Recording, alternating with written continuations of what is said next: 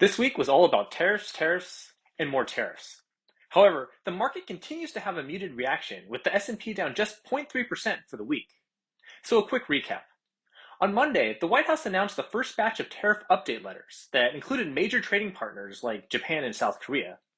The actual tariffs weren't that different from the reciprocal ones in April, but they won't start until August 1st, so essentially another delay. However, targeting major trading partners and key allies spooked investors a bit and sent markets a bit lower. Markets continued muted trading on Tuesday. A new 50% tariff on copper was announced, as well as August 1st was set to be the start date for all updated and currently paused tariffs. Yet another tariff extension, but the White House insists it's the final one. Wednesday rebounded back to all-time highs despite more updated tariff letters being sent out.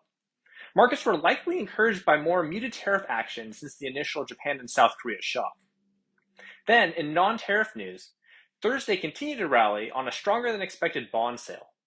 This soothes some fears of weak US debt demand from last month. But then Friday. Late Thursday evening, the White House increased tariffs on Canada. The tariffs would increase to 35%, with threats to increase further if Canada retaliated. In addition, blanket tariffs of 15 to 20% would be imposed on the remaining countries without update letters. Markets turned lower on Friday to end the week red. So what now? Well, it was a volatile week, but we're still near all-time highs. It's pretty obvious markets remain optimistic for the taco trade. Outside of copper and Canada, most tariffs threatened were mostly in line with the April numbers.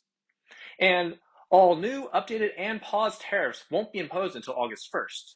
So essentially just another 3-week extension.